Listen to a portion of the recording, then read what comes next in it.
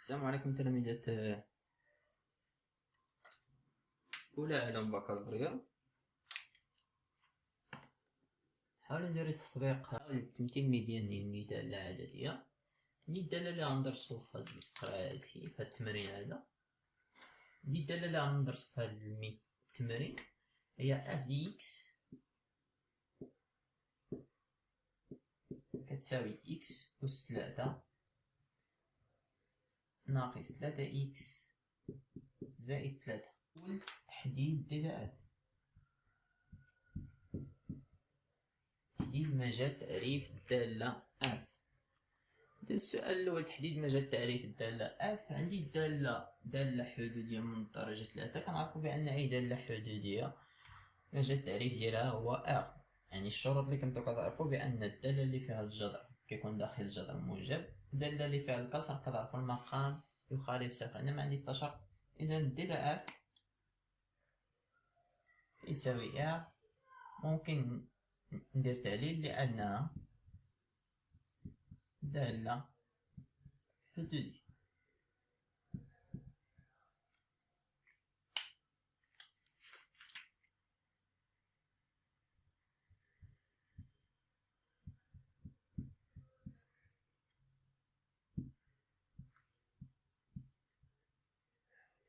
بالنسبة للنهايات عندما حدد السؤال رقم 2 هو النهايات عندما حدد دالة اف. نصيحة بالنسبة لتحديد مجال تعريف الدالة، هاد الكتابة هادي راه صحيح ولكن نعبرو عليها بالمجالات حسن. تساوي ناقص ما لا نهاية زائد ما لا نهاية. علاش كنعبر عليها بالمجالات؟ لقى السؤال الثاني كيقول لك حدد النهايات عندما حدد دي اف، والمحدد دي اف هما القناط ديال المجال كما كنعبر عليهم. يعني محدة الاولى عندي موال لانفيني، ومحدة الثانية هي بليس لانفيني. يعني غندرس لا ليميت موال لانفيني وغندرس لا ليميت بليس لانفيني. نبداو بالنهاية عند موال لانفيني. لدينا لا ليميت إكس يؤول موال لانفيني ديال اف دو إكس كتساوي لا ليميت إكس يؤول موال لانفيني. عبر على اف دو إكس في التعبير اللي عندو، لأن هي إكس أس 3 ناقص 3 إكس زائد 3. هنا قاعدة كتقول بأن أي دالة حدودية ممكن ناخد أكبر حد اللي هو إكس أس 3 عندي هنا. إذا كتساوي لا ليميت إكس يؤول موال لانفيني إكس أس 3. إذا عوضتي موال لانفيني إكس بموال لانفيني، عوضنا إكس بموال لانفيني الأس فردي، غتبقى لنا النتيجة هي موال لانفيني. النتيجة هي موال لانفيني. نقطة لا ليميت في موال لانفيني عطاتني موال لانفيني، يعني ما عطاتنيش عدد باش نقول باش نهضر على التأويل الهندسي اللي هو مقارب ان لانفيني على لانفيني. اذا الفقرة السؤال اللي غيجي رقم 3 هو انك درس الفروع اللانهائية.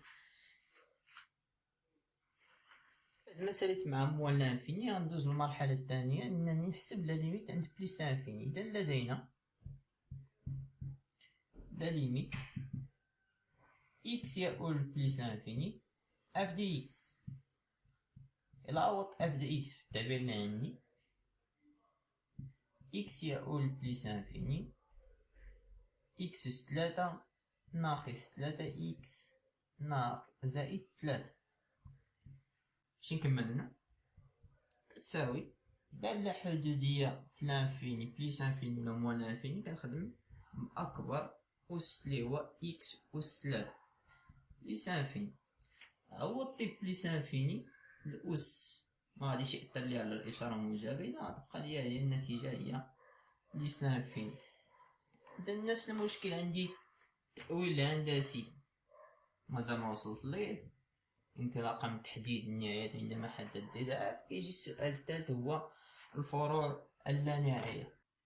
إذا تحديد الفروع اللانهائية حسب السؤال السابق لدينا نبداو بموال لانفيني. لا ليميت في موان لانفيني فاش حسبنا عطاتني ديال اف دي اكس، النتيجه كانت هي موان لانفيني. اذا ما كاينش التاويل الهندسي، المرحله اللي كتجي فاش كتلاقى موان لانفيني عطاتك لانفيني عطاتك لانفيني بصفه عامه، اذا خصك تحديد النهايه ديال ليميت، كنحط على نفس النهايه اكس يؤول موان لانفيني كتابه راصحه ديال اف دي اكس على اكس. يعني كنشوف عطاتني عدد راه كاينه مرحله من بعد عطاتك لانفيني ولا صفر رفع شجري، يا اما محور الافاصيل يا اما محور الاراتي. لدينا لا ليميت اكس يؤول موان لانفيني ديال اف دي اكس على اكس كتساوي لا ليميت اكس يؤول موان لانفيني، نعوض اف دي اكس بالتعبير اللي هو اكس اس 3 ناقص 3 اكس زائد 3 على اكس. إلا عندك دالة حدودية على دالة حدودية أكبر أس على أكبر أس، دي أكبر أس في البسط هو إكس أس 3. المقام أصلا عبارة عن دالة اف دي اكس كتساوي اكس،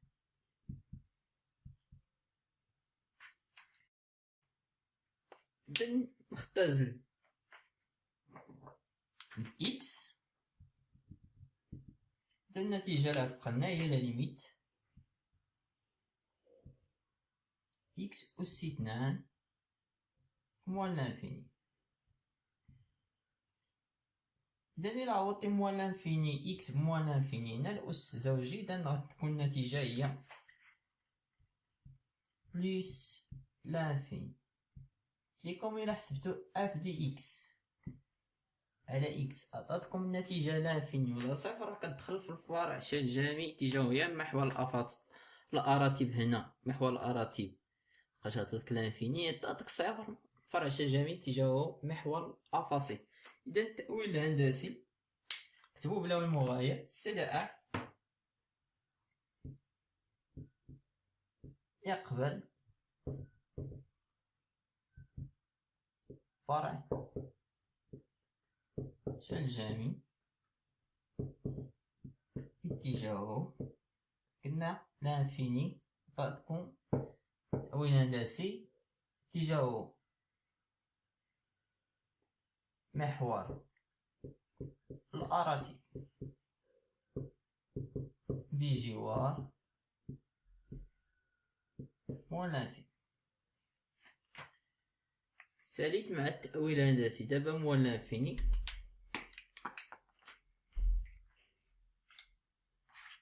ساليت مع التأويل الهندسي في موان لانفيني.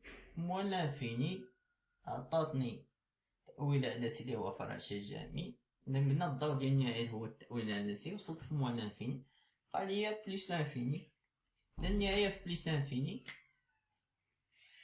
لدينا حسب السؤال السابق لا ليميت في بليس لانفيني ديال اف دي اكس كانت النتيجة هي بليس لانفيني.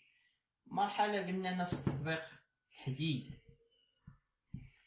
النهاية ديال اف دي اكس على اكس، كنحط على بليس لانفيني على اكس.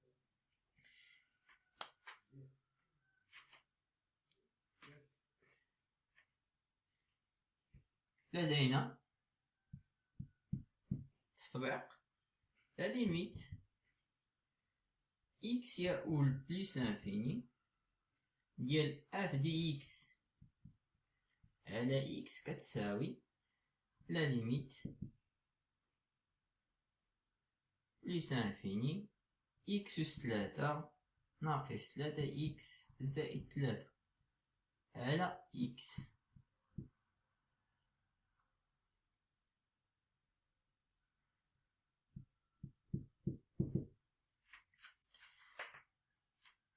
دالة حدودية على حدودية قلنا هي أكبر أس في البسط اللي هو إكس أس 3 على إكس بليس لانفيني. نفس التطبيق غنختزل بإكس، بقاليا النتيجة هي لا ليميت ليس لانفيني ديال إكس أس 2. عوضتي غتعطيك النتيجة إكس عوضتيها بليس انفيني غتعطيك بليس انفيني. النتيجة بليس انفيني، إذا النتيجة هي بليس انفيني. ويل هندسي سي دو اف أو المغاير، نكتبو بلا المغاير على أساس أنني فاش غنبغي نرسم غنرجع ديريكت النتيجة. سي دو اف يقبل فرع شل جامي اتجاهه، قلنا اف دي اكس على اكس إلا عطاتكم لانفيني، فرع شل جامي اتجاهه محور الأراتيب عطاتكم صفر لعكس الأفاصي. محور الأراتيب بجوار بليس انفيني. إذا الدور ديال النهايات وصلنا لهم هو أنهم عطاني تأويل هندسي. دابا من بعد ما سالينا مع التأويلات الهندسية ديال النهايات غندوزو الرتابة ديال الدالة.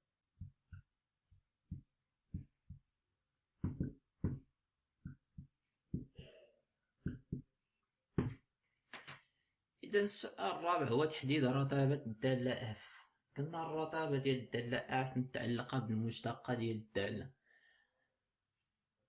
إذا الشرط اف دالة قابلة للاشتقاق على ا دالة حدودية. قلنا الدوال الحدودية والمشتقة ديالهم كيكون عندهم نفس مجال التعريف. إذا اف دالة قابلة للاشتقاق على اف بريم دو اكس هي المشتقة ديال التعبير اكس أس 3 ناقص 3 اكس زائد 3 بريم. إذا عندكم مجموع ممكن نفرق بريم ناقص 3 اكس زائد 3 بريم. المشتقة ديال اكس أس 3 هي كنهبط الأس هو 3 كنقسم الأس 1 كيولي أس 2. عندنا المشتقة ديال اكس هي 1 في 3 كتبقى لكم هي 3. إذن ممكن نبسط التعبير ديال اف بريم هو أنني غنعمل ب3. إذا اف بريم كتساوي 3 عامل اكس ناقص اكس أس 2 ناقص 1. إذا قلنا الدور ديال اف بريم هو تحديد جدول تغيرات الدالة. انطلاقا من التعبير ديال اف بريم اللي هو اف بريم دو اكس كتساوي التعبير. إذا 3 عدد موجب. إذا اللي غيتحكم ليا في الإشارة ديال اف بريم هو العدد اكس أس 2 ناقص 1. إذا نكتب هنا إشارة اف بريم دو اكس هي إشارة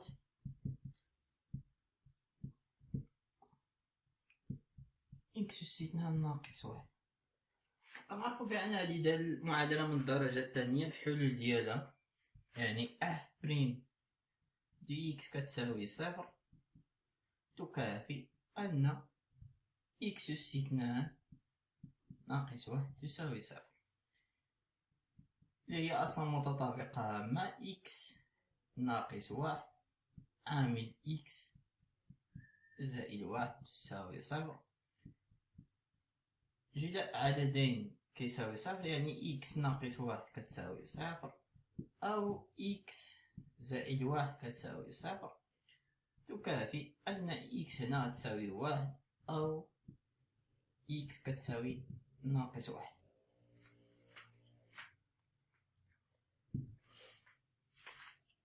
لا ممكن تخدمها بدلتا بنفس التطبيق. إذا اف بريم غتساوي 0 إلا كان اكس كيساوي 1 أو ناقص 1. إذا إشارة قلنا إشارة اف بريم هي اللي غتعطينا تغير الدالة اف. إذا ندير جدول إشارة اف بريم، جدول الإشارة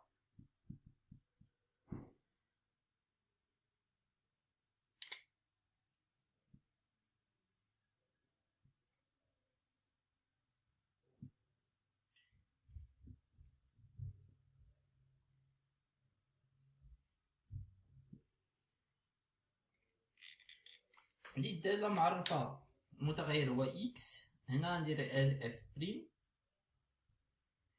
موان لانفيني بليس لانفيني، هذا هو مجال تعريف الدالة. إذا العددين اللي هما الحلين و إكس كيساوي ناقص واحد و واحد، العددين تراتبيا،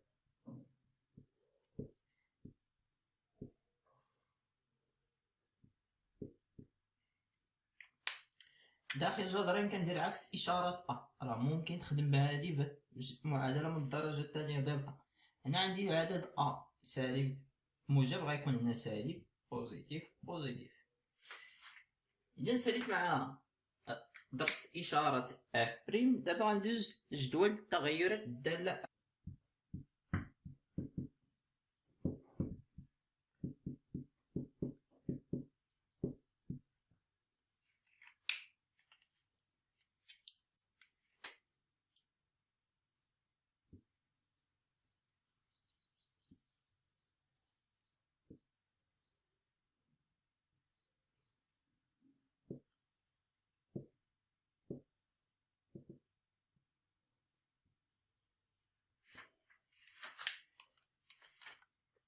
هنا عندي الدالة متغير هو إكس، هنا اف بريم دي إكس، هنا اف دي إكس. نستعني بجدول الإشارة ديال اف بريم، الدالة أصلا معروفة في موان لانفيني بليس لانفيني. قلنا اف بريم كتنعدم في ناقص واحد وواحد.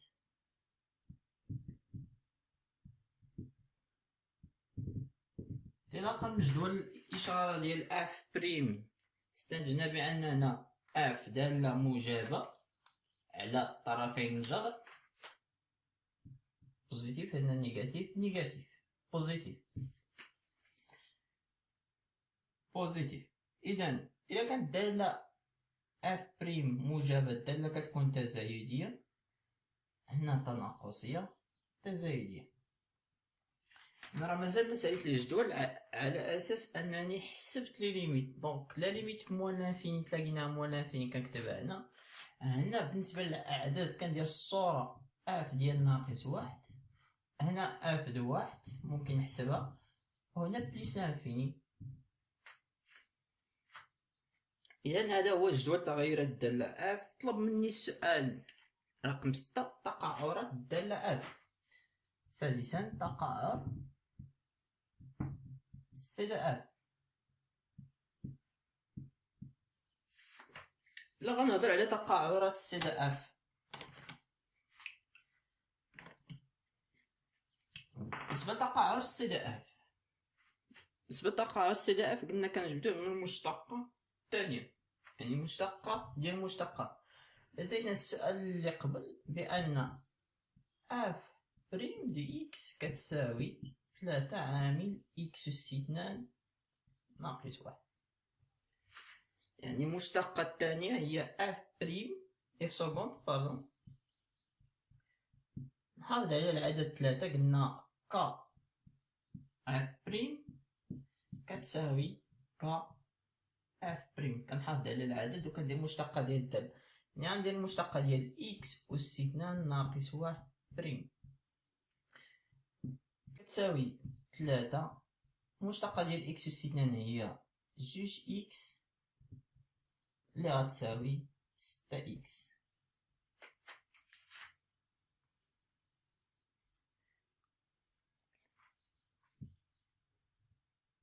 إذا 2 في 3 هي 6 غتساوي ليا 6 اكس.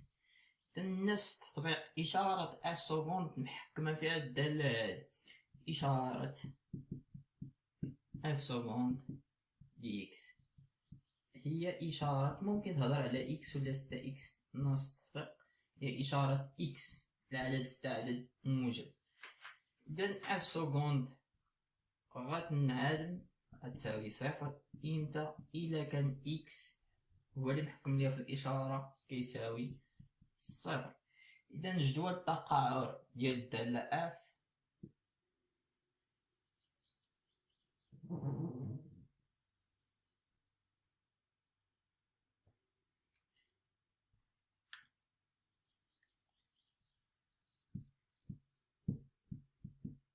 إذا جدول التقاعر سي دو اف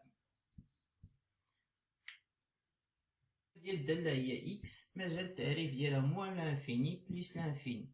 عندكم يزيد شي واحد ناقص واحد واحد، هاديك ناقص واحد واحد بالنسبة لأف بريم. حنا دابا غنهضرو على اف سكوند. اف سكوند الإشارة ديالها غتساوي لنا صفر، اف سكوند غتساوي صفر، إذا تقسمات لينا بالعدد صفر. إذا صفر كتنعدم اف سكوند، اف سكوند هنا دي إكس، هنا سي دو اف، تقاعر سي دو اف. إذا نكمل الجدول. قلنا الإشارة قبل الجذر هي إشارة عكس إشارة أ، إشارة أ موجبة لينا ناقص زائد.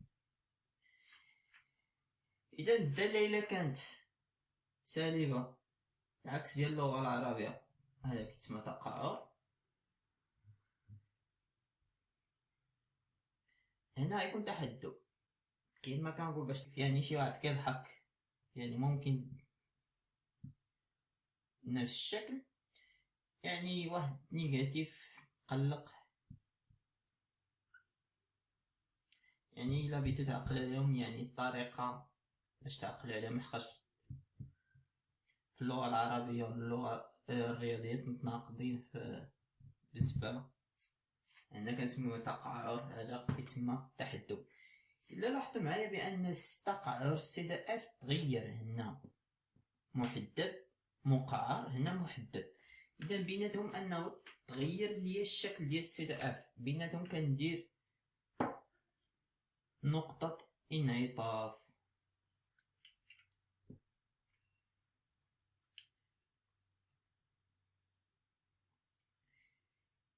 يعني إلا لاحظت معايا تقاعر تغير وانعدمت لينا الدالة صفر، اف سكوند دو صفر كتساوي صفر، هادي كتسمى نقطة انعطاف. كنكتبها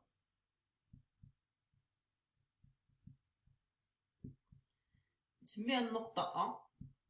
دالة الأفصول صفر، بالنسبة للأرتوب يكفي أنني ندير الصورة ديال صفر صفر والصورة ديال صفر. إذا ساليت مع التقاعر وساليت مع تغيرات الدالة، دابا غنمشيو نشوفو. إذا تتم التمرين بالنسبة للرسم السي دو اف، حاولت نلخص كل ما درسناه في الدالة اف دي اكس كتساوي اكس أس 3 ناقص 3 اكس زائد 3.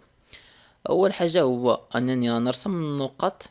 مثلا نهضر على التقاعر، نحاول نرسم النقطة أ ذات الإحداثيات صفر 3، يعني عندي صفر والأرتوب هو 3، يعني قلنا جبناها من أ ذات الإحداثيات صفر والصورة ديال صفر. نمشي نمثل النقط اخرين اللي هما في جدول التغير، ونمثل النقطة ذات الإحداثيات الأفصل هو إكس كتساوي ناقص واحد، الأرتوب 5 ناقص واحد، والأرتوب قلنا هو 5. ونمثل النقطة ذات الإحداثيات واحد واحد واحد واحد، يعني من ناقص ما لا نهاية حتى الناقص واحد الدالة تكون تزايدية، ومن واحد ناقص نقطة ناقص واحد 5 غتكون تزايدية حتى الواحد واحد، وغترجع الدالة تزايدية. دابا هادشي اللي عندي في الدالة. بالنسبة للنهايات هنا فرع شاد جامي اتجاه محور الأراتب، يعني مكايناش شي حاجة كمقارب مائل. يعني نرسم دابا السي دو اف، قلنا الدالة تزايدية حتى الناقص واحد، ولكن الا لاحظت معايا الشكل ديال التقعر من ناقص ما لا نهايه حتى لصفر غيترسم السي دي اف على هذا الشكل. يعني نحترم القوس كما هو في التقعر، يعني كل ما انا غادي لموال لانفيني لا ليميت اكس غادي لموال لانفيني الصور غاديين اعداد السالب. يعني ممكن يجي سؤال يقول لك فين غيكون التقاطع مع محور الاراتب. هنا ما كاينش السؤال، يعني عندي الحق نمر من اي نقطه. يعني كل ما انا غادي لموال لانفيني يقبل الفرع الشجامي كما كتلاحظوا كنهرب شويه بشويه على محور الاراتب. يعني الا لاحظت معايا الشكل باش رسمت السي دي اف حافظت على هذا القوس، يعني رسمته بهكا. يعني عندي الحق يعني تفرض عليا انني نحافظ على القوس من ناقص ما لا نهايه حتى لصفر. والداله من ناقص واحد لواحد داله تناقصيه، يعني غنحافظ على الشكل ديال القوس. غنوقف عند صفر، ها هو وقفت عند صفر. عندي الدالة باقة تناقصية من ناقص واحد لواحد، ولكن إلا لاحظت معايا الشكل ديال القوس اللي غيولي هنا غيولي بهذا الشكل. يعني غنرسم بالعكس، يعني نحاول نرسم بالعكس، ها هو يكونوا متعاكسين. الدالة باقة تناقصية من هنا لهنا. ونكمل دابا الدالة تزايدية من واحد لبليس لانفيني، من واحد لبليس لانفيني، ونحافظ على الشكل ديال القوس. من واحد لبليس لانفيني الدالة كل ما انا غادي لبليس انفيني الدالة غادية بليس انفيني تقبل الفرع الشجامي تجاه محور الاراتب. يعني فرع الشجامي غنتبع محور الاراتب ولكن غادي كنبعد عليه. يعني نحافظ على الشكل ديال التقعر اللي عندي هنا هو هذا الشكل. يعني من صفر ناقص الواحد ومن واحد لبليس لانفيني. اذا هذه هي الدالة اف دو اكس المنحنى ديالها سي دو اف.